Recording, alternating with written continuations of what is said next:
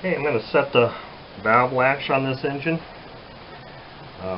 As you saw in a previous video, this collar here has two flats on it, and there is actually a mark on it for top dead center.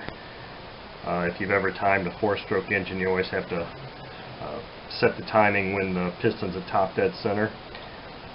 So let's see here, we've got intake, exhaust, or that's it right there. So we'll go exhaust, intake, compression, and put it at top dead center, and there's a little timing mark or a little indentation right there that lets us know that that's where it needs to be for the timing. Now this is what an Enya feeler gauge looks like. It's a 0.05 millimeter, and using my official Enya wrench and just some small screwdriver, these are the tools you need. So the theory here is that you put this in here and you want this just to barely nip this. Well, this one's actually kind of barely nipping it right now. I feel a small amount of resistance. This one, no resistance. But I'm going to adjust them both just a hair anyway. So starting with the intake, I loosen the lock nut. I'm going to set the feeler gauge in here and then adjust this screw, adjusting screw, until I just feel it start to nip it.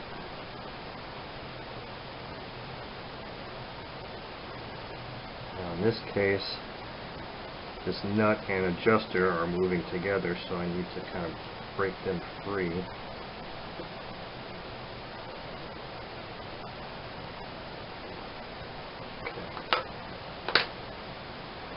They're kind of frozen together there, so let me adjust this now.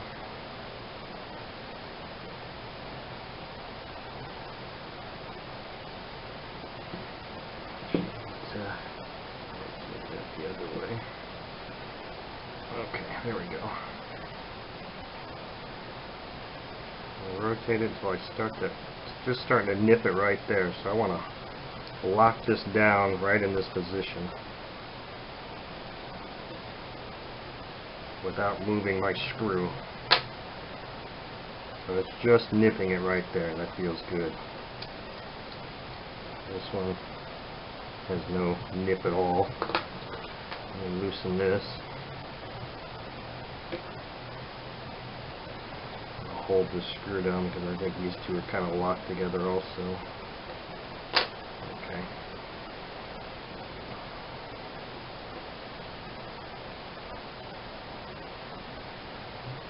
Just start to nip it right there.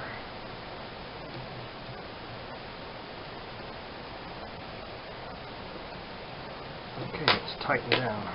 Just nipping. Just nipping. Let's rotate it through a couple times. Ooh, that thing's got nice compression. Let's go another time around. I like to kind of go around a few times just to make sure. And then we can reset or recheck our adjustment. Our timing mark is at the top.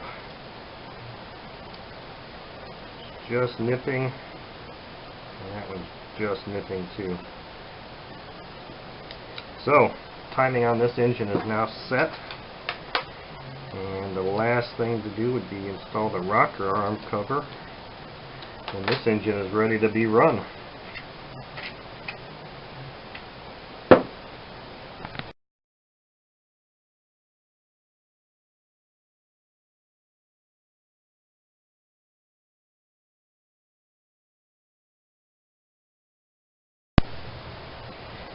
And here's the finished engine, ready to have a prop mounted on it and be run.